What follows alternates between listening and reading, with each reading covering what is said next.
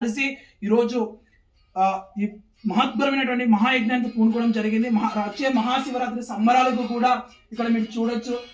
స్వయంభూ శ్రీ పుష్పాచలేశ్వర స్వామి దేవస్థానంలో పునఃప్రారంభమైన తర్వాత ద్వితీయ సంవత్సరం మహాశివరాత్రి సంబరాలు అనేటువంటివి అంగరంగ వైభవంగా జరగడానికి మేము తీసుకున్నటువంటి మహత్వమైన కార్యక్రమం.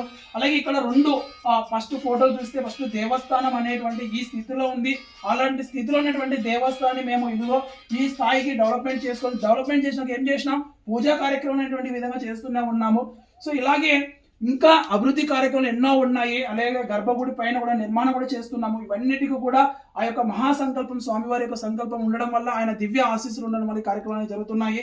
మహాశివరాత్రి రోజున కూడా మేము జ్యోతి కార్యక్రమం అనేటువంటిది మేము ఇక్కడ నిర్వహిస్తున్నాము.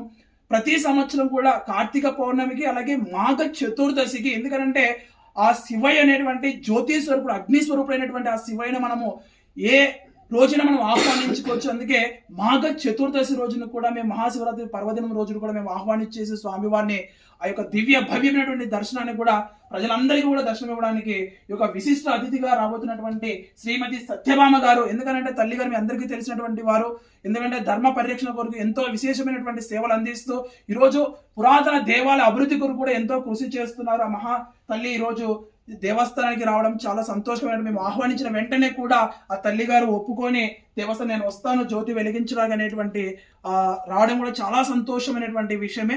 సో అందరికీ కూడా మనందరం కూడా రేపటి నుంచి ఇంకా ఇసుక వాటర్ కూడా మీ అందరూ కూడా ముందుకు వచ్చేసి ఇంకా చేయాలని కోరుకున్నాను. మీ అందరూ కూడా తప్పకుండా ఈ పండుగ లోపు మనం ఈ కార్యక్రమం అయిపోతే మనకే మన ఊరే బాగుంటుంది అనేటువంటి అన్నగారు అందరూ కూడా కోటూరు అనమాట. సో అందరికీ చాలా ధన్యవాదాలు. హర హర మహాదేవ శంభో శంకర. వచ్చిన ఫోటో